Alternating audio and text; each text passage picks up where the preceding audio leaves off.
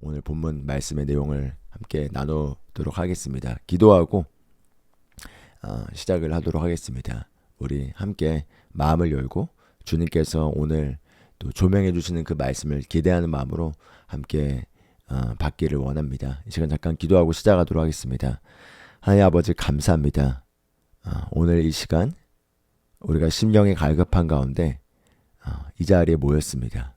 우리가 비록 물리적으로는 함께 있지 못하지만 그러나 이 방송을 통해서 주님께서 지금 나에게 필요한 그 레마의 말씀, 지금 나에게 해당하는 그 말씀을 통해서 나의 삶을 변화시키시고 나를 생명의 길로 인도해 주시니 감사합니다. 성령님 온유한 마음으로 말씀을 받을 때 믿음으로 받는 그 말씀의 변화가 우리 삶에 있을 것을 기대합니다. 주님 감사드립니다. 예수 그리스도의 이름으로 기도합니다. 아멘. 아멘. 네, 오늘 제목은 하나님의 말씀의 검으로 마귀의 공격을 대적하라입니다. 하나님의 말씀의 검으로 마귀의 공격을 대적하라는 거죠. 하나님이 실제로 존재하시는 분인 것만큼 마귀도 실제로 존재합니다. 그래서 예수님께서는 도둑이 오는 것은 도둑질하고 죽이고 멸망시키는 것뿐이요 내가 온 것은 양으로 생명을 얻게 하고 더 풍성히 얻게 하려 함이라 라고 말씀하셨죠. 예수님께서 오시기 전까지는 마귀의 존재가 성경에서 분명하게 드러나 있지 않았습니다. 그래서 구약에서는 우리가 구약 성경을 읽어보면은 마치 모든 것을 다 하나님께서 하신 것으로 기록되어 있습니다. 그래서 구약을 보면은 마귀의 존재가 거의 나타나지 않는 것을 볼 수 있습니다. 그런데 구약의 마귀의 존재가 거의 나타나지 않았다고 해서 구약 시대에 마귀가 존재하지 않았을까요? 존재하고 있었고 인류를 파괴시키고 있었지만 그러나 마귀에 대한 계시가 예수님이 오시기 전까지는 분명하게 드러나지 않았습니다. 그러나 예수님께서 오시고 마귀보다 더 큰 자이신 예수님께서 오셨기 때문에 예수님께서 마귀가 어떤 존재인지를 드러낼 수 있었고 마귀의 목적이 무엇인지 그리고 하나님의 목적이 무엇인지를 분명하게 보이셨습니다. 그래서 예수님께서 마귀에 관한 완전한 정보를 우리에게 준 것이죠. 요한복음 8장 44절을 보면은 그 마귀에 대해서 너희는 너희 아비 마귀에게서 났으니 라는 굉장히 강한 얘기를 하십니다. 너희는 너희 아비 마귀에게서 났으니 이건 육신의 아버지가 마귀라는 얘기가 아니라 영의 아버지가 마귀라는 거죠. 그 정보를 통해서 우리가 이해할 수 있는 것은 아담이 범죄함으로 죄를 짓고 하나님의 생명이 떠나가게 되고 영적으로 죽게 되자 일어난 일은 인류가 영적으로 죽게 되면서 죽음의 세력을 잡은 자인 마귀의 지배 아래서 마귀의 자녀가 되었다는 것입니다. 즉 영적으로 마귀의 본성을 갖게 되는 그 죄의 자녀가 되었다는 거죠. 그래서 그 마귀의 자녀라는 게 굉장히 강한 어감으로 다가오지만 예수님께서 그렇게 말씀하셨고 그것이 바로 인류가 처한 상황이었던 것입니다. 너희는 너희 아비 마귀에게서 났으니 그가 하고자 하는 일을 하는도다 라고 이렇게 얘기를 하는 거죠. 결국 우리가 이 세상에서 보는 모든 악한 것은 사람을 통해서 결국 나타나는데 그 사람 안에 있는 그 악한 것의 본질이 마귀로부터 왔다는 거죠. 그래서 너희는 너희 아비 마귀로부터 왔으니 그는 살인하는 자요 거짓의 아비이고 거짓을 마치 진리처럼 말하며 그리고 그 속에는 조금도 진리가 없다라고 이렇게 마귀에 대한 정보를 제공해 줍니다. 그는 살인한 자이고 거짓의 아비이고 거짓말을 진리처럼 말하는 자다라고 하는 정보를 주고 있는 거죠. 그래서 마귀는 살인한 자고 즉 도둑질하고 죽이고 파괴시킨 자이고 진리를 빼앗으려고 거짓말을 일삼는 자라는 것을 우리가 확인할 수가 있습니다. 이 마귀는 실제하는 존재이고 지금도 믿지 않는 자들에게 또 믿는 자들에게 영향력을 미치고 있습니다. 그래서 우리가 이 마귀가 어떤 식의 형태로 우리를 공격하는지 그리고 그런 공격이 왔을 때 그럼 우리가 어떻게 마귀를 대적하고 그 패배한 적인 마귀를 우리의 발 아래 계속 무릎 꿇게 하는지 그와 같은 내용을 오늘 함께 말씀을 보길 원하고요. 그래서 그 말씀의 내용을 적용해서 실제로 우리가 우리 삶에서 어떻게 말씀을 사용해서 마귀를 대적하고 우리의 환경과 상황을 초자연적으로 바꿀지, 이와 관련된 내용들을 오늘 같이 간단하게 나눠보도록 하겠습니다. 먼저 보길 원하는 말씀은요, 베드로전서 5장 8절입니다. 베드로전서 5장 8절을 보면은 베드로 사도가 이렇게 얘기합니다. 근신하라, 깨어라. 너희 대적 마귀가 우는 사자같이 두루다니며 삼킬 자를 찾나니, 이렇게 얘기를 하고 있습니다. 너희 대적 마귀가, 즉 우리의 대적자가 있다는 거죠. 우리가 많은 경우 우리의 대적자가 사람이라고 생각하고 우리의 대적자가 환경의 어떤 요소들이라고 생각하지만 그 배후에서 역사하고 있는 우리의 대적자인 마귀가 있다는 거죠. 그래서 근신하라, 깨어라. 너희 대적 마귀가 우는 사자같이 두루다니며 삼킬 자를 찾나니, 이렇게 얘기하고 있습니다. 즉 우는 사자같이 두루다니며 삼킬 수 있는 자를 찾는다는 거죠. 그래서 실제로 그가 두루다니면서 삼킬 수 있는지를 확인할 것이고, 삼킬 수 없다면은 도망갈 것이지만 삼킬 수 있는 자라면은 삼키려고 할 것이라는 거죠.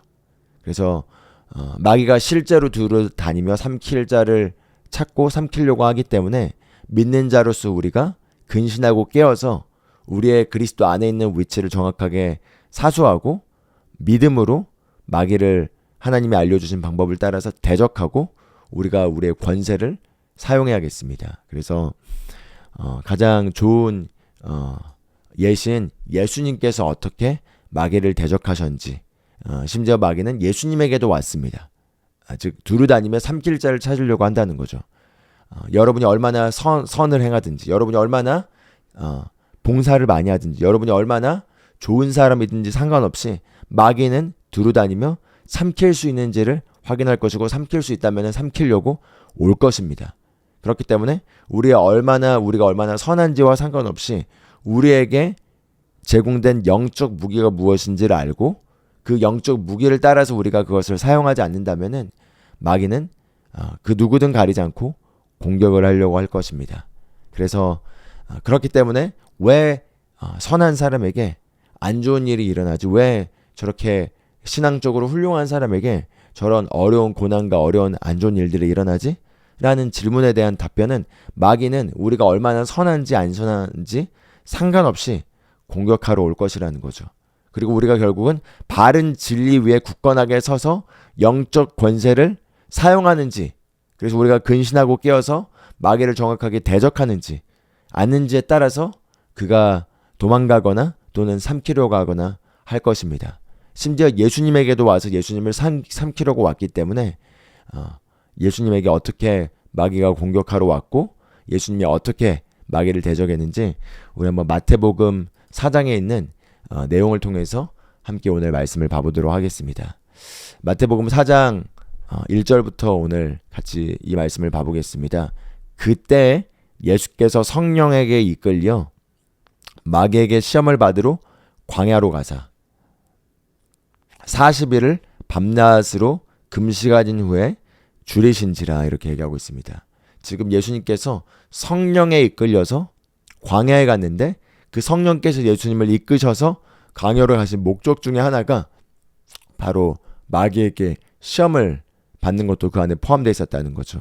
그래서 밤낮 금식하고 나서 배고픈 상태에서 이제 시험하는 자인 마귀가 찾아와서 예수님을 공격하는 장면을 볼 수 있습니다. 3절부터 쭉 먼저 한번 읽어보고 다시 천천히 하나하나씩 짚어보도록 하겠습니다. 시험한 자가 예수께 나와서 이르되 너가 만일 하나님의 아들이어든 명하여 이 돌들로 떡덩이가 되게 하라. 떡이나 빵이나 떡덩이가 되게 하라. 이렇게 얘기합니다. 그래서 예수께서 대답하여 이르시되 기록되었을 때 사람이 떡으로만 살 것이 아니요 하나님의 입으로부터 나오는 모든 말씀으로 살 것이라 하였느니라 하시니, 이에 마귀가 예수를 거룩한 성으로 데려다가 성전 꼭대기에 세우고 이르되 너가 만일 하나님의 아들이어든 뛰어내리라. 기록되었을 때 그가 너를 위하여 그의 사자들을 명하시리니 그들이 손으로 너를 받들어 발이 돌에 부딪히지 않게 하리로다 하였느니라. 예수께서 이르시되 또 기록되었을 때 주 너의 하나님을 시험하지 말라 하였느니라 하시니, 마귀가 또 그를 데리고 지극히 높은 산으로 가서 천하만국과 그 영광을 보여주며 이르되 만일 내게 엎드려 경배하면 이 모든 것을 내게 주리라.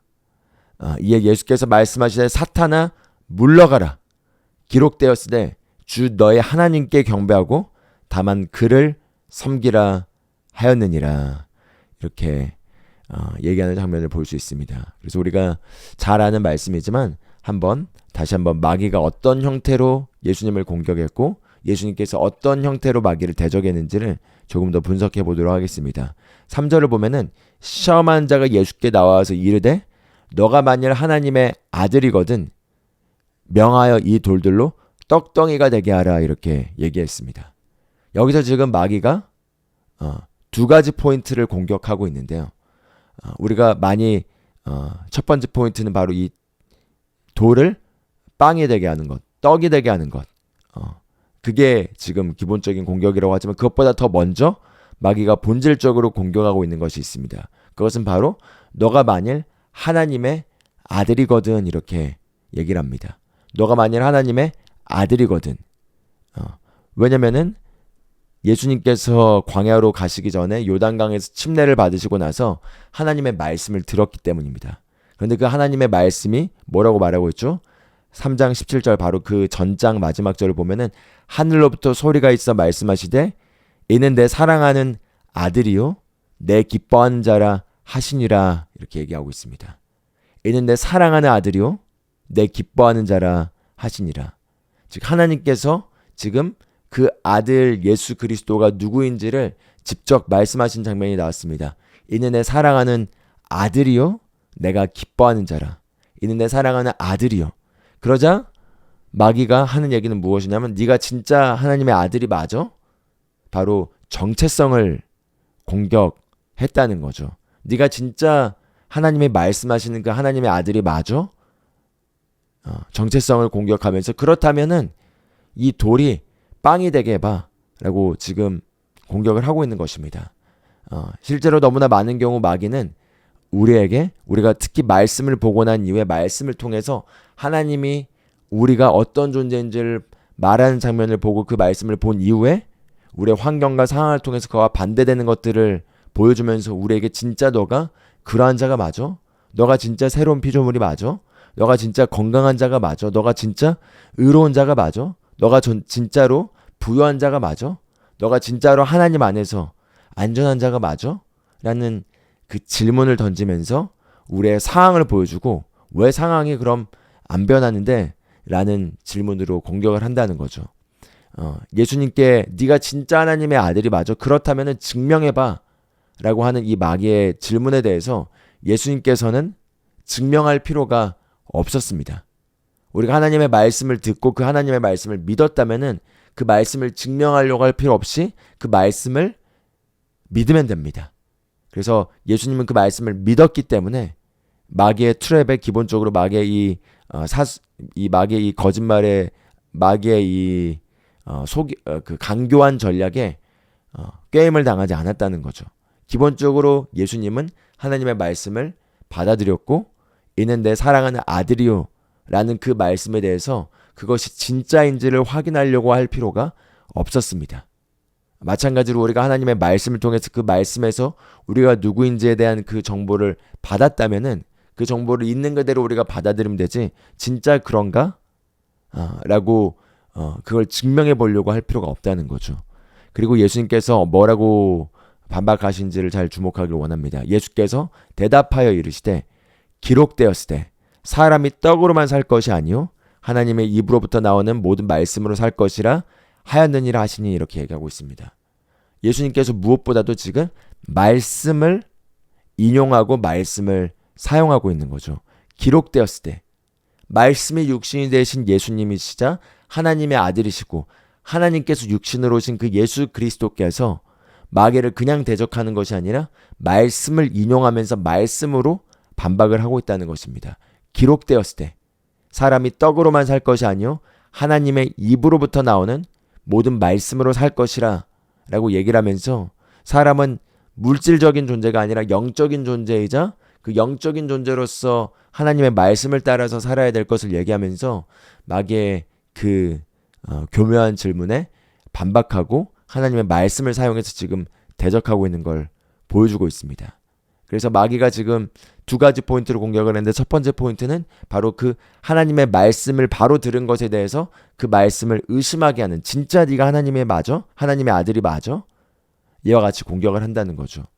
그래서 우리가 씨 뿌린 자의 비유를 보면은 마가복음 4장 15절에서 이런 얘기가 나옵니다. 말씀이 길가에 뿌려졌다는 것은 이들을 가리킴이니 곧 말씀을 들었을 때 사탄이 즉시 와서 그들에게 뿌려진 말씀을 빼앗는 것이요.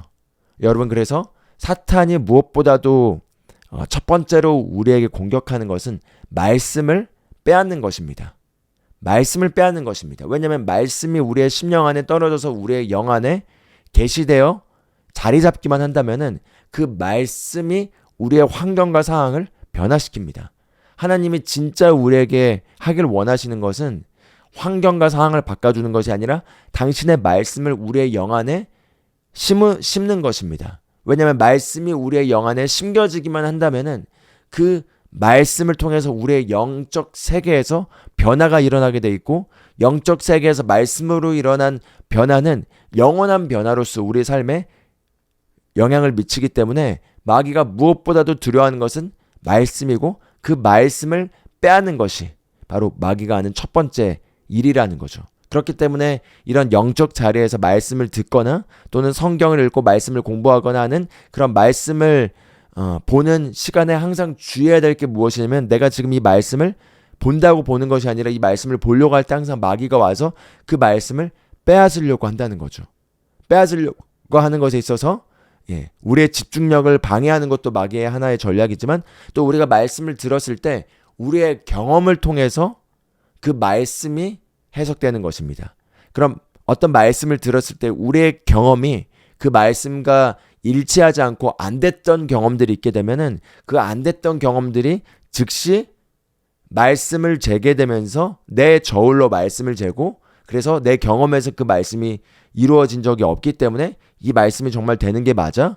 라는 질문으로 들어와서 말씀을 재게 되면은 바로 말씀이 들어오지 못하고 빼앗기게 된다는 거죠. 그리고 여기 나와 있는 것처럼 사탄이 와서 하는 일은 말씀을 빼앗는 것입니다. 왜냐하면 하나님의 말씀이 우리의 심령 가운데 자리매김하기만 하면은 그 어떤 것도 사탄이 우리의 삶에 빼앗을 수 있는 것이 없습니다. 우리가 말씀 안에 있기만 한다면 그 말씀이 열매를 맺게 돼 있고, 그 뿌리에 심겨진 말씀이 우리 삶을 바른 방향으로 끌어가게 됩니다. 그 말씀이 영적으로 계시되어 우리 심령 안에 자리매김할 때 환경과 상황을 바꾸고 하나님의 말씀이 말한 바가 우리 삶 가운데 실현되게 됩니다. 그래서 마귀가 가장 두려워하는 건 말씀이고, 그 말씀을 빼앗으려고 항상 믿는 자들에게 온다는 거죠. 그리고 마치 예수님께 이렇게 공격했던 것처럼 진짜 네가 하나님의 아들인 게 맞아? 우리 믿는 자들에게는 많은 경우 특히 새로운 피조물의 말씀을 배운다면 그런 질문을 할 겁니다. 진짜 너가 새로운 피조물인 게 맞아? 진짜 너가 의롭게 된 게 맞아? 진짜 너가 건강한 게 맞아? 너를 봐, 지금 그렇게 돼 있지 않잖아. 그럼 만약에 정말 너가 그렇다면 진짜 그렇게 나타나야지. 근데 그렇게 안 나타나잖아. 아닌 거야 라고 하는 형태로 우리의 생각을 통해 교묘하게 말씀을 의심하도록, 그래서 하나님이 말씀하신 그 말씀을 우리가 믿지 못하도록, 믿고 받아들이지 못하도록 공격하는 것이 마귀의 전략이라는 것입니다. 그럼 예를 들어 어떤 경험을 통해서, 우리가 말씀을 통해서 예수님은 죄를 알지도 못하신 예수님을 하나님께서 죄로 삼으신 것은 그로 말미암아 우리를 하나님의 의가 되게 하려 하심이라 이렇게 얘기하고 있습니다. 그렇기 때문에 하나님의 의가 되었다라는 말씀을 배웠는데 그 순간 마귀가 즉시 와서, 야, 네가 진짜 하나님의 의가 된 게 맞아? 너 어제도 화냈잖아. 오늘도 화냈잖아. 불과 이 말씀 듣기 전에 싸웠잖아. 너 이런 죄를 지금 은밀하게 짓고 있잖아. 너 지금 이런 잘못된 걸 하고 있잖아. 근데 네가 진짜 하나님의 의라고 라는 형태의 생각으로 공격을 할 거라는 거죠. 그렇기 때문에 여러분 만약에 말씀을 듣고 난 이후에 그 말씀과 반대되는 생각이 이렇게 몰려온다면은 그때 그것을 마귀가 말씀을 빼앗으려고 오는 공격인 걸 알고 즉시 반박해서 받아쳐야겠습니다. 그래서 예수님께서 하셨던 것처럼 기록되었으되, 그래서 우리의 싸움은 어떤 우리의 경험을 통해서, 우리의 논리를 통해서, 어떤 우리의 힘을 통해 싸우는 것이 아니라 예수님이 보여주셨던 것처럼 말씀을 통해서 싸우는 것입니다. 그렇기 때문에 기록되었을 때 그리스도 예수 안에 있는 나는 새로운 피조물이고 기록되었을 때 나는 하나님의 의가 되었다고 말하고 있다. 그러므로 마귀야, 나는 하나님의 의이기 때문에, 말씀에 따라서 기록되었을 때 나는 하나님의 의고 하나님의 의로 의로워졌기 때문에 나는 더 이상 옛사람의 죄의 사람이 아니라 새 사람의 의의 사람이 되었다. 나는 그리스도 안에서 의롭게 되었다. 나는 그리스도 안에서 의롭게 되었을 뿐만 아니라 나는 하나님의 의가 되었다. 이렇게 즉시 입으로 소리내서 말씀을 인용하면서 기록되었을 때 이렇게 말씀을 사용하여 공격할 때, 그때 우리가 온전하게 마귀의 공격에 대해서 우리가 방어하면서 맞부딪혀서 우리가 다시 대적을 하는 거라는 거죠. 그래서 마귀를 대적하라라고 베드로전서 5장 8절에 우리가 봤는데, 근신하라 깨어라 너희 대적 마귀가 우는 사자같이 두루 삼키자를 찾느니 너희는 믿음을 굳건하게 하여 그를 대적하라, 이렇게 얘기하고 있죠. 그를 대적하라. 즉 여러분 실제로 마귀를 대적해야 되는데, 마귀를 대적하는 거의 첫 번째는 생각입니다. 생각. 그래서 우리가 많은 경우 어떤 바깥의 환경을 뭔가 바꾸기 위해서 마귀를 대적해야 된다고 생각할 수 있지만, 그러나 첫 번째로 대적해야 될 건 말씀에 대해서 의심의 생각을 주는 그 마귀의 의심의 생각들을 우리가 거절해야 됩니다. 마귀는 무엇보다도 생각을 통해서 우리에게 기본적으로 공격을 합니다. 우리가 알아야 될 것은 생각은 결국 우리가 받아들이면 그것이 영적인 영역에 결과를 미치게 되어 있습니다. 그렇기 때문에 마귀도 생각을 통해서 우리에게 잘못된 것을 받아들이게 하려고 하고요. 하나님께서도 마찬가지로 생각을 통해서 우리에게 말씀하시고 그것들을 우리가 받아들이게 합니다. 그래서 영의 우리의 심령 안에 의심과 불신앙과 염려와 걱정과 마귀의 어떤 생각들이 자리매김하게 되면은, 그러면은 결국 우리의 삶은 계속 그와 같은 어둠의 형태로 펼쳐지게 될 것이고, 만약에 하나님의 말씀이 순수하고 완전한 형태로 우리의 심령 가운데 의심의 여지가 없이 자리매김하기만 한다면은 그 능력과 힘이 우리의 환경의 모든 것들을 다 바꿀 것입니다. 그래서 마귀는 그걸 두려워하기 때문에 실제로 어떤 사람을 공격하는 것이 아니라 바로 어떤 환경을 가지고 우리를 흔들어서 환경 자체를 흔드는 것이 주된 목적이 아니라 환경을 흔들어서 우리의 생각을 공격하여 우리의 생각이 말씀이 아닌 반대되는 생각을 우리 마음속에 우리가 받아들이게 하는 것이 마귀의 궁극적인 목적이라는 거죠.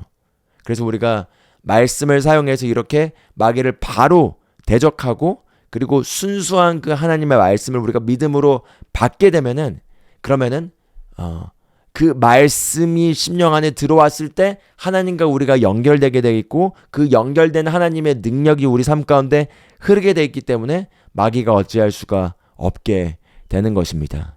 그래서 히브리서 4장을 보면 4장 2절에 이런 말씀이 나옵니다. 그들과 같이 우리도 복음 전함을 받은 자이나 들은 바 그 말씀이 그들에게 유익하지 못한 것은 듣는 자가 믿음과 결부시키지 아니함이라, 이렇게 얘기합니다. 즉 구약시대의 이스라엘 백성을 얘기하면서 그들을 하나님께서 가나안 땅에 데리고 가는 것이 계획이었고, 가나안 땅, 젖과 꿀이 흐르는 땅에 내가 너희를 인도하겠다라는 복음을 들었지만, 그 복음을 그들에게 들었고 우리도 동일하게 들었는데, 그들에게 들은 그 복음이 그들에게 유익을 끼치지 못한 것은 믿음과 결부시키지 아니함이라, 이렇게 얘기하고 있습니다. 즉 가나안 땅에 존재하고 있었던 거인들이 문제가 아니라 바로 들은 말씀을 믿음과 결부시키지 못한 것이 문제였다는 거죠. 생각해 봅시다. 이스라엘 백성이 결국 광야에서 하나님을 원망하고 멸망당하였고 마귀의 밥이 되어서 여러 가지 형태로 마귀에게 속박당하고 결국은 마귀를 섬기다가 결국은 대다수가 죽었습니다. 그 첫 번째 세대는 다 멸망하였습니다. 그런데 그들이 멸망한 건 마귀가 강력해서도 아니었고 가나안 땅의 거인이 강력해서도 아니었고 바로 들은 복음의 말씀을 믿음과 결부시키지 못하였기 때문에 멸망당하였다는 거죠. 그러나 여호수아와 갈렙은 들은 말씀을 믿음과 결부시켰기 때문에 그 결부시킨 믿음으로 말미암아 일어난 말씀의 유익이 그들로 하여금 믿음으로 가나안 땅에 들어가게 하였고 젖과 꿀이 흐르는 그 유업을 누리게 하였다는 거죠. 그렇기 때문에 이걸 통해 우리가 알아야 될 건 거인이 얼마나 강력한지, 지금 우리 상황에 얼마나 문제가 큰지를 보고 그 문제와 싸우는 게 사실은 우리의 주된 싸움이 아니라 하나님의 말씀을 우리가 믿음으로 받아들여서 그 믿음과 결부시켜서 말씀이 우리 심령 가운데 자리매김하지 못하도록 하는 모든 방해의 생각들이 실제 우리의 적이고 그것이 사단의 공격이라는 거죠. 그래서 그것을 우리가 잘 바르게 조정해서 말씀이 우리 안에 자리매김하기만 한다면 반드시 30배, 60배, 100배 열매가 우리 삶의 모든 영역에 맺어지게 돼 있습니다. 우리 삶에 지금 열매가 나타나 있지 않다면 아직 기다리는 시간이거나 또는 말씀이 30배, 60배, 100배 열매를 맺지 못하도록 땅이 지금 잘못된 것들로 형성되어 있기 때문에 지금 안 된다는 거죠. 그렇기 때문에 안 됐을 때 그 안 되는 이유는 하나님께 문제가 있는 것이 아니라 우리의 심령의 밭에 문제가 있는 것이고 그 심령의 밭에서 마귀가 주는 어떤 덫들을 우리가 받아들여서 그것들이 지금 말씀을 온전하게 받지 못하고 있는지를 우리가 체크하고 점검해서 그것들을 조정하기만 한다면은 좋은 밭에 뿌려진 말씀은 반드시 30배, 60배, 100배 열매를 맺게 돼 있습니다. 그렇기 때문에 우리가 그럼 예수님에게서 배운 것처럼 우리가 해야 될 일은 바로 그런 의심의 생각이 왔을 때, 예를 들어 이 돌을 떡덩이가 되게 하라고 얘기했죠. 그 순간 예수님은 40일 동안 금식하셔서 배고프셨습니다. 그렇기 때문에 배고팠기 때문에 육신의 어떤 욕구는 음식을 먹는 거였겠죠. 그 당장의 어떤 그 피로를 가지고 마귀가 지금 예수님께 네가 진짜 그러한 자가 맞아? 그럼 이걸 변화시켜봐. 할 수 있으면 변화시켜봐. 라고 하는 것처럼 마찬가지로 마귀는 때로는 우리가 지금 말씀이 씨앗으로 뿌려져서 그것이 열매 맺는 데까지 시간이 걸릴 수 있는데 당장에 눈앞에 보이는 어떤 안 되는 상황을 가져와서 야 진짜 그렇다면 이게 당장 변화돼야지 왜 안 변해? 당장 변하게 해봐. 라고 해서 하나님을 신뢰하는 그 말씀의 신뢰 안에 자리매김하는 안식에서 열매가 나타나는 것이 아니라 의심과 불안함에 기반해서 왜 안 돼? 만약에 믿으면 이게 돼야지. 정말 그러한 자면은 그게 돼야지 왜 안 돼? 라고 한 형태로 안 되잖아. 거봐 안 되지. 안 돼. 다 안 됐어. 저 사람도 안 됐고 저 사람도 안 됐고 저 사람도 믿는다고 했는데 안 됐고 너도 지금 믿는다고 했는데 안 되잖아. 라는 생각을 통해서 공격을 한다는 거죠. 그래서 그럴 때 우리가 답변해야 될 건 기록되었을 때 하나님의 말씀을 사용하는 것입니다. 기록되었을 때 바로 우리 하나님의 아들이신 예수님도 기록되었을 때라고 하면서 말씀을 사용했는데 우리가 말씀을 사용하지 않고 그냥 나이브하게 그냥 안일하게 그냥 마귀를 대적한다고 대적되는 게 아니라는 거죠. 어떤 생각의 루트에서 공격이 왔다면 정확하게 그 생각의 어떤 그 생각이 말씀과 일치하지 않는다는 걸 우리가 정확하게 꿰뚫어 볼 수 있어야 되고 그때 거기에 있어서 바른 말씀을 사용해서 그 말씀을 우리가 입으로 소리내서 거절해야 된다는 겁니다. 기록되었을 때. 그리고 예수님께서 사람은 떡으로만 사는 것이 아니라 하나님의 입에서 나오는 레마, 바로 지금 나에게 하시는 그 레마의 말씀으로 살 것이라 라는 신명기에 있는 말씀을 인용하면서 말씀으로 마귀를 대적한 걸 볼 수 있습니다. 그리고 나서 두 번째로 마귀가 예수님에게 했던 것은 성전 꼭대기에 세워서 이젠 말씀을 사용해서 예수님을 공격하는 거죠. 이게 바로 마귀가 사용하는 교리적 오류를 통해서 사람들을 속박하고 공격하는 것입니다. 그래서 지금 시편 91편에 있는 내용을 인용하면서 야 그럼 기록되었는데 말씀에 이렇게 말하고 있어. 이렇게 진짜 되는지 시험해봐. 이렇게 진짜 되는지 확인해봐. 라고 지금 질문을 하고 있는 거죠. 그러자 예수님께서 마찬가지로 기록되었을 때 다시 한번 기록되었을 때라는 말씀을 사용하면서 주 너의 하나님을 시험하지 말라 하였느니라 라고 하면서 마귀를 대적하는 장면을 볼 수 있습니다. 그래서 아주 교묘하지만 마귀가 실제로 말씀을 가지고 우리에게 공격을 하는 건 무엇이냐면 진짜 말씀이 되는 거 맞아? 만약에 진짜 된다면 이렇게 한번 해봐 라고 하는 그 질문이 우리가 하나님을 신뢰하고 믿는 그 믿음에서 오는 것이 아니라 의심에 기반해서 말씀을 가지고 재개하는 거죠. 진짜 그렇게 되는 거 맞아? 예. 그래서 우리가 예수님이 하신 말씀을 기억하면서 예수님께서도 기록되었을 때라는 기록된 말씀을 사용하셔서 마귀를 대적하는 것입니다. 그래서 우리도 마찬가지로 그런 의심의 생각이 들 때마다 기록되었을 때 주 하나님을 시험하지 말라라고 하였으니 나는 하나님을 시험하지 않는다. 마귀야 저리 물러가라라고 우리가 대적할 수 있다는 거죠. 예, 그래서 교리적으로 그리고 말씀을 가지고 우리에게 의심의 생각을 주고 그것을 시험하게 하려고 한다면은 우리가 그 생각의 루트가 어디에서 왔는지 그 뿌리가 하나님을 믿는 그 신뢰함에서 온 것인지 아니면은 어떤 안 되는 걸 보고 그리고 왜 안 되지? 왜 안 되지라는 질문에서 그게 의심의 형태로 와서 진짜 되는 게 맞아? 진짜 하나님이 살아계신 게 맞아? 진짜 이 말씀이 역사하는 게 맞아? 그럼 왜 다 안 되는 거야? 왜 안 되는 거야?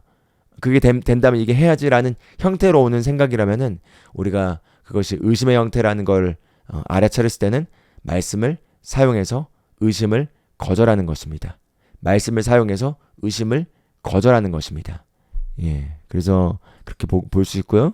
그 다음에 또 이제 8절을 보면은 마귀가 또 예수님을 지극히 높은 산으로 가서 천하 만국과 그 영광을 보여주면서 이르되 만일 내게 엎드려 경배하면 이 모든 것을 내게 주리라라고 이번에는 이제 이 세상에 이 땅에 있는 어떤 영광스러운 걸 보여주면서 유혹하는 장면을 볼 수가 있습니다. 그래서 우리가 씨 뿌린 자의 비유도 보면은 처음에 말씀이 돌짝밭에 뿌려진 것은 마귀가 즉시 와서 말씀이 뿌려졌을 때 그 말씀을 가져가는 건데 그런 경우는 바로 말씀을 듣고 이해하지 못했을 때 일어나는 현상이라고 얘기합니다. 그래서 말씀을 듣고 그것을 우리가 계시로 깨달아 이해해야 되는데 계시로 깨달아 이해하지 못하면은 말씀이 뿌려지자마자 바로 빼앗기는 것과 다를 바 없다는 거죠.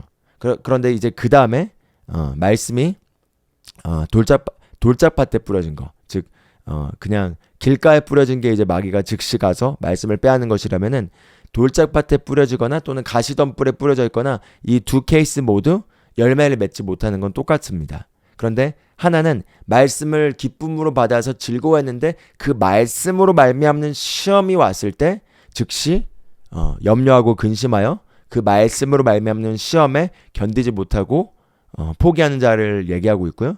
또 가시덤불에 뿌려진 말씀 같은 경우는 이 세상에 대한 염려와 재물에 대한 욕심으로 말미암아 말씀이 세력을 얻지 못하게 되는 케이스를 얘기합니다. 그래서 실제로 이 세상에 있는 것들에 대한 어떤 염려, 그 다음에 이 세상에 있는 것들에 대한 욕심, 그리고 육신의 정욕이나 이 세상에 대한 욕심이나 또는 말씀을 기쁨으로 받았지만 그 말씀과 일치하는 환경이 즉시 나타나지 않고 환경이 반대되는 환경이 나타났을 때 믿음의 원리를 적용하지 않는 어떤 상황에서 오는 그런 것들이 바로 이와 비슷한 형태의 공격이라고 할 수가 있겠습니다. 특히 하나님을 경배하는 것과 관련해서 이와 같이 마귀가 유혹했을 때 예수님께서 어떻게 반격을 하시는 거죠? 예수님께서 이번에는 사탄아 물러가라라고 하면서 정확하게 사탄을 대적합니다. 사탄아 물러가라라면서 사탄을 대적하는데 그런 대적하는 순간에도 예수님께서 다시 하신 게 기록되었을 때 주 너희 하나님께 경배하고 다만 그를 섬기라 하였느니라 이렇게 얘기를 하고 있습니다. 예, 바로 사탄을 대적하는 순간에서도 사탄을 대적하면서 물러가라 사탄아 물러가라 이렇게 얘기하면서 기록되었을 때 주 너희 하나님께 경배하고 다만 그를 섬기라 하였느니라 이렇게 이야기하고 있습니다. 그래서 마찬가지로 예수님께서 베드로가 예수님께서 다시 십자가 못 박혀 죽으시고 다시 부활할 것을 얘기하자 베드로가 예수님 그러면 안 됩니다라고 하면서 예수님을 마치 꾸짖으면서 안 된다고 얘기했을 때 베드로가 그 순간 마귀에게 점령되어서 마귀가 베드로를 통해서 막 이렇게 귀괴한 목소리로 얘기한 게 아니죠. 예, 많은 경우 우리가 마귀가 공격한다고 했을 때 그런 축사 사역을 보면서 그런 형태 많이 마귀의 공격이라고 생각하는데 마귀는 생각을 통해서 우리에게 공격을 합니다. 생각을 넣어줍니다. 그래서 베드로에게 넣어준 생각은 무엇이었냐면 예수님이 죽으면 안 된다는 그 사람의 생각으로 예수님에게 말한 것에 대해서 예수님께서 어떻게 반응하셨죠? 즉시 사탄아 물러가라 라고 베드로에게 얘기하면서 너는 하나님의 일을 생각하지 않고 사람의 일을 생각한다 라고 대적한 걸 볼 수 있다는 거죠. 예.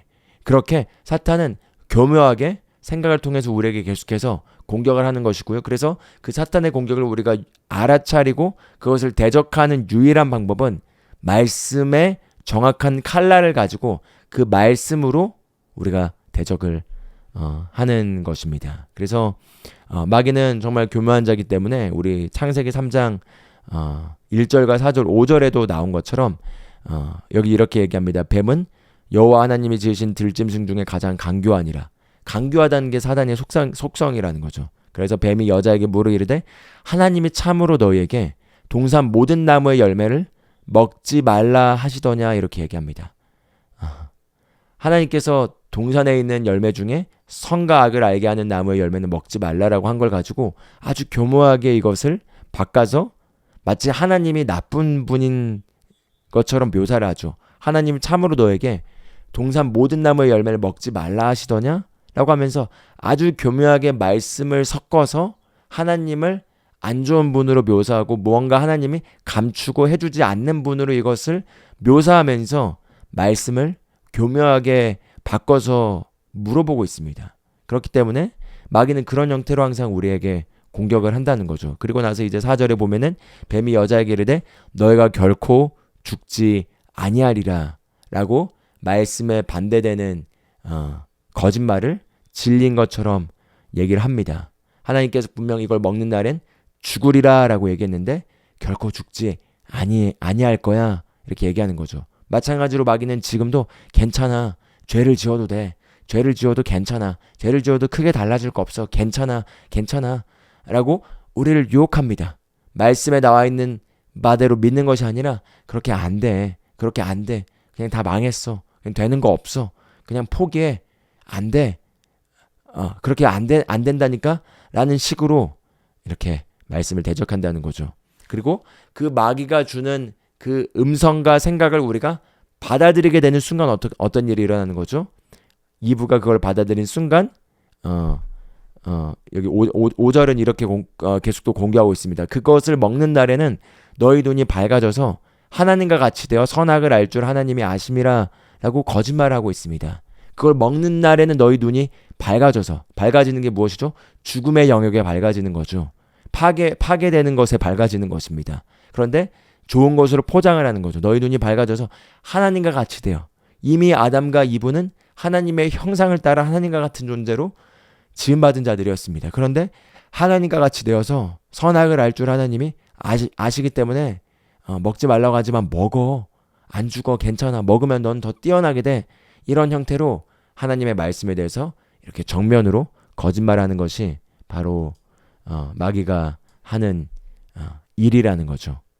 예, 그래서 그렇기 때문에 마귀가 실제로 우리를 공격하는 공격은 어떤 환경보다도 바로 우리의 생각이고 특히 하나님의 말씀을 받는 믿음의 사람들에게는 말씀에 대해서 공격하러 와서 그 말씀이 우리 안에 계시로 깨달아 믿음 안에 결부되어서 섞여있지 못하게 하도록 하는 것에 모든 집중적인 공격을 한다 이렇게 이해하시면 좋겠습니다. 그래서 우리의 싸움은 마귀와의 싸움이 아니라 믿음의 선한 싸움이라고 얘기하는 것도 왜냐하면 마귀는 실제로 그리스도에 의해 패배한 자들이기 때문에 우리가 믿음 안에 서 있기만 하면은 승리는 우리에게 보장된 것입니다. 그래서 요한일서 5장 4절에도 세상을 이기는 승리는 이것이니 곧 믿음이니라 이렇게 얘기하죠. 왜냐하면 예수께서 이미 우리의 위치에서 우리가 죽을 자리에서 죽으셨고 우리의 위치에서 마귀를 패배시키시고 그들을 완전히 무찌르시고 무장해제시키시고 지옥의 열쇠를 가지고 부활하시고 살아나셔서 하늘 보좌 우편 위에 앉으시면서 모든 정사와 권세와 통치와 주권 그 마귀와 그 졸개 세력들을 우리 발 아래 무릎 꿇게 하시고 교회인 우리들에게 그 권세를 위임해 주셨기 때문에 마귀는 패배한 적입니다. 그렇기 때문에 그들은 패배하였고 바로 믿음이 세상을 이기는 승리인데 그 믿음 안에 우리가 서 있지 않고 말씀 안에 걷지 않게 되면은 그러면은 여전히 믿지 않는 자들과 다를 바 없이 마귀에 의해서 파괴당할 수가 있다는 거죠. 그렇기 때문에 마귀도 무서워하는 건 말씀이고 하나님도 우리에게 하길 원하는 건 바로 말씀 위에 우리가 굳게 서는 것입니다. 말씀에 굳게 서기만 한다면 그 말씀이 우리를 위하여 싸우고 환경과 상황을 바꾸고 우리의 삶의 모든 것들을 바꾸게 되어 있습니다. 그래서 그 마귀가 실제로 공격하는 것은 환경 상황 그 자체가 아니라 그 환경 상황을 통하여 말씀을 진리로 받아들이지 못하게 하는 그 의심의 생각들, 염려의 생각들 또는 거짓말의 유혹의 생각들 이런 것들을 통해서 계속해서 우리가 진리인 말씀에서 벗어나게 하는 게 진짜 공격이라는 거죠. 그래서 제가 꼭 나누고 싶은 거는 환경과 상황이 안 변했다고 해서 절대 실망해서는 안 된다는 것입니다. 환경과 상황이 안 바뀌어서 만약에 실망했다면은 이미 게임에서 진 것입니다. 왜냐하면 환경과 상황이 안 변했을 때 우리의 믿음이 온전해지도록 되어 있습니다. 그리고 우리의 믿음이 온전해지게 되면 반드시 열매로서 환경과 상황은 바뀌게 되어 있습니다. 그런데 우리가 뿌리를 바꾸지 않으면서 열매만 따려고 한다면은 열매가 그렇게 따지는 게 아니죠. 뿌리가 지금 잘못된 것에 뿌리가 내려서 잘못된 열매가 맺어질 수밖에 없는 그 나무를 가지고 있는데 그 나무를 바꾸지 않고 나무에서 맺어지는 열매를 바꾸려고 한다면은 지금 우리가 잘못되게 접근을 하고 있는 것입니다. 나무를 바꿔야 되는 거죠.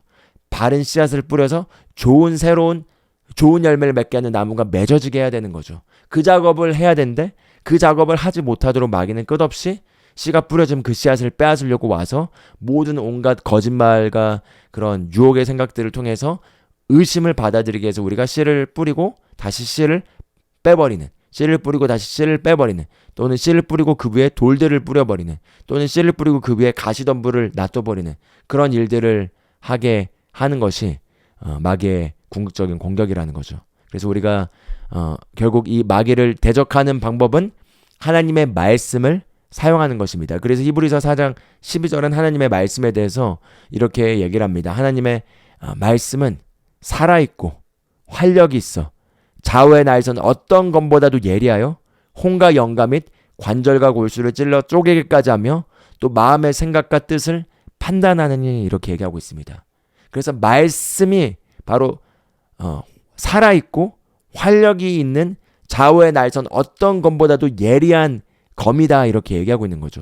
좌우의 날선 어떤 검보다도 예리할 만큼 예리한 것이 바로 하나님의 말씀인데 그 예리한 하나님의 말씀의 검이 우리의 혼과 영과 그 다음에 관절과 골수는 육신을 얘기하는 거죠. 즉 영혼육을 찔러 쪼개서 그것들을 구분시켜준다는 거죠. 이것이 육신의 생각인 것인지 또는 이것이 우리의 그냥 바뀌지 않는 혼의 생각인 것인지 그게 또는 하나님으로부터 온 영의 생각인 것인지 그리고 마음의 생각과 뜻을 판단하느니 즉 마음의 생각과 그 숨은 동기를 판단해 주는 것이 바로 이 하나님의 말씀이 하는 역할이라는 것입니다. 그렇기 때문에 여러분 특히 어떤 상황이 안 변해서 답답할 때 그 답답한 어떤 환경 속에서 생각으로 고민하면서 내가 잘하고 있나 라고 시간을 낭비할 필요가 없습니다.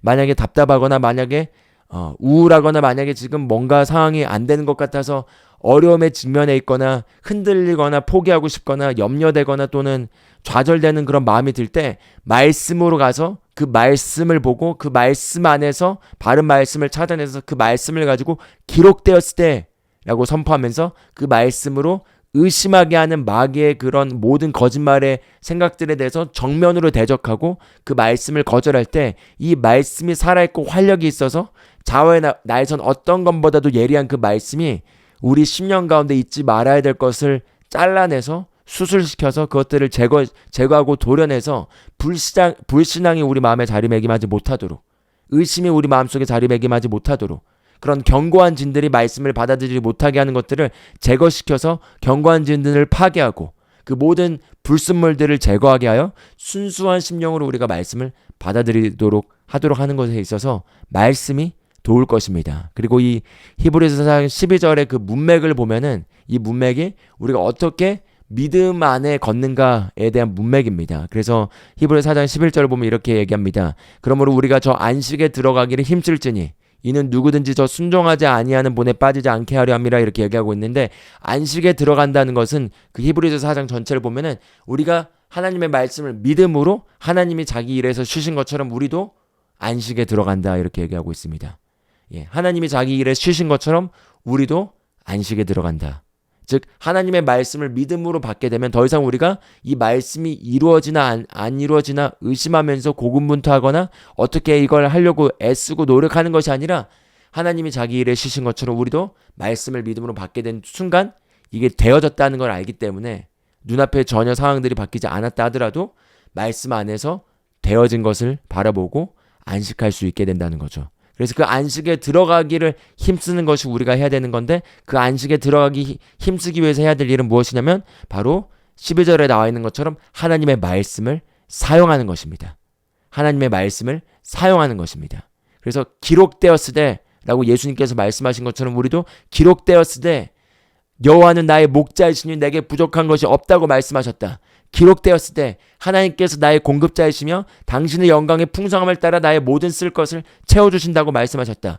기록되었을 때 그가 부여하신 분께서 가난하게 되시면 그의 가난함으로 말미암아 나를 부여한 자가 되게 하려 하심이라고 말씀하셨다. 기록되었을 때 하나님께서 능히 모든 은혜, 이 땅의 물질적 축복과 호의를 내게 넘치게 하여서 내게 모든 좋은 일에 언제나 넉넉하게 하여 모든 선한 일을 넘치게 할 것이라고 말씀하였다. 그러므로 나의 모든 필요를 채우시는 그 하나님께서 나의 공급자가 되었다는 것을 기록하고 있기 때문에 하나님은 나의 공급자이시며 내게 부족한 것이 없고 나의 이 모든 필요는 하나님의 영광의 풍성한 가운데 채워지고 있다. 이런 식으로 만약에 어떤 결핍과 어떤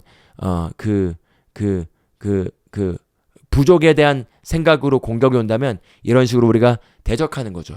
여호와는 나의 목자이시고 우리가 이번 주에 고백했던 말씀들처럼 나의 힘이 되시고 내 생명의 힘이 되시고 나의 구원이시고 나의 빛이시기 때문에 나는 어둠 가운데 걷지 않고 나는 빛 가운데 걷는다. 그러므로 나는 혼돈 가운데 걷지 않는다. 기록되었으되 여호와께서 주님께서 말씀하시기를 나는 세상의 빛이라 나를 믿는 자는 어둠 가운데 걷지 않고 생명의 빛을 얻으리라라고 말씀하셨기 때문에 나는 주님을 따라가며 어둠 가운데 걷지 않고 질병 가운데 걷지 않고 혼돈 가운데 걷지 않고 의심 가운데 걷지 않고 생명의 빛을 얻었기 때문에 그 생명의 빛 가운데 나는 걷는다. 기록되었을 때 나는 생명의 빛을 얻었다. 그러므로 나는 이 저주 가운데 걷지 않고 이 죄 가운데 걷지 않고 이 두려움의 속박 가운데 걷지 않는다. 나는 생명의 빛을 가졌기 때문에 나는 더 이상 어둠에 영향받지 않고 어둠 속에 거닐지 않는다. 이런 식으로 이렇게 말씀을 사용해서 실시간으로 고백하는 것입니다. 그래서 말씀을 보고 그 말씀들에 있는 기록되어 있는 내용들을 붙잡고 그리고 지금 내가 직면하고 있는 어떤 도전되는 상황들 속에서 오는 그 의심의 생각들에 대해서 정면으로 맞부딪히면서 말씀을 사용할 때 그것이 바로 우리가 이 좌우의 나에선 어떤 검보다도 예리한 검을 집어드는 것입니다. 그래서 그것을 집어들 때 히브리서 4장 13절에 나오는 것처럼 지으신 것이 하나도 그 앞에 나타나지 않음이 없고 우리의 결산을 받으실 이의 눈앞에 만물이 벌거벗은 것 같이 드러나리라 라고 얘기하고 있는데 결국 하나님의 말씀의 눈앞에 모든 것이 벌거벗은 것 같이 드러날 것이라는 거죠. 우리가 하나님의 말씀을 사용하면은 우리의 숨은 동기가 드러나게 됩니다. 숨은 동기가 드러나게 되면은 내가 지금 어떤 일들을 하고 있는 것이 두려움에 기반해서 하고 있는 건지 의심에 기반해서 불안해서 하고 있는 건지 이기심에 기반해서 하고 있는 건지 또는 하나님의 사랑 가운데 걷는 건지 또는 하나님을 믿는 믿음 안에서 안식 가운데 하고 있는 건지 또는 이게 욕심과 이기심과 탐욕 때문에 하고 있는 건지 또는 하나님의 사랑 가운데 순수한 동기로 그리고 하나님이 주신 그 은혜 가운데 걷는 건지 이런 것들이 다 분별되게 되어 있다는 거죠. 할렐루야. 그래서 에베소서 6장 17절에 나와 있는 것처럼 전신갑주의 갑옷 중에 유일한 공격 무기가 바로 성령의 검인데 그 성령의 검에 대해서 이렇게 얘기하고 있죠. 성령의 검 곧 하나님의 말씀을 가지라 이렇게 얘기하고 있습니다. 여기서 이 말씀은 로고스, 기록된 말씀을 얘기하는 것이 아니라 레마, 지금 나에게 하나님께서 지금 나에게 하시는 말씀, 지금 나에게 선포된 말씀, 그것이 레마입니다. 지금 내 입으로 나에게 하신 그 하나님이 주신 말씀을 내 입으로 선포하는 것이 레마라는 거죠. 그래서 히브리서 우리가 4장 12절에 봤던 이 하나님의 말씀은 로고스인데 로고스의 말씀은 좌의 나에선 어떤 것보다도 예리하여서 성령님께서 우리에게 로고스의 말씀이 지금 나에게 해당되는 말씀으로서 나에게 주는 말씀들이 오게 될 거라는 거죠. 그래서 지금 나에게 오게 되는 그 로고스의 말씀은 레마가 되는 것입니다. 그래서 레마는 바로 우리가 지금 나에게 제공된 나에게 상황에 하나님이 적용해 주시는 그 말씀이 왔을 때 그 말씀을 내가 소리내어 입으로 말할 때, 그래서 선포할 때 그것이 레마가 되는 것이고, 그 레마의 말씀이 성령의 검으로서 실제로 마귀를 대적하고 우리의 환경과 상황을 변화시키는 힘을 만들어내게 돼 있습니다.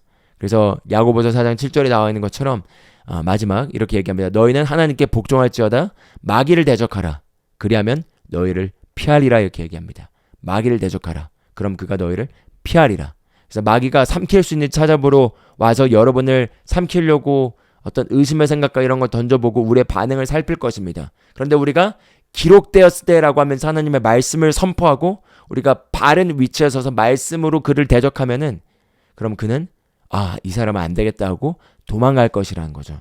도망가서 다른 삼킬 수 있는 그리스도인을 찾으러 도망갈 것입니다. 그래서 우리가 이런 프로세스를 통해서 결국 베드로전서 5장 10절에 나와 있는 것처럼 우리가 이 고난, 여기서 당하는 고난은 바로 이 믿음의 시련, 이 믿음의 테스트 과정에서 겪게 되는 그런 생각의 공격들과 의심들 가운데 싸우는 것이 결국은 고난이라고 할 수가 있겠습니다. 그런데 그 고난을 잠깐 당한 이후에 너희를 친히 온전하게 하시며 굳건하게 하시며 강하게 하시며 털을 견고하게 하시리라. 이렇게 얘기하고 있습니다. 즉 뿌리가 한번 흔들려 볼 것이지만 이 흔들림을 통해서 우리의 믿음이 더욱더 굳건하게 되고 강하게 되고 그리고 견고하게 되고 온전하게 돼서 우리가 더 흔들릴 수 없는 말씀 위에 서 있는 강력한 하나님의 사람으로 구비되게 되고, 그 결과 어떤 것도 우리를 흔들 수 없는 상태, 그리고 말씀이 실제하여 삶의 모든 영역에 나타나는 상태로 우리가 계속해서 변모되는 것이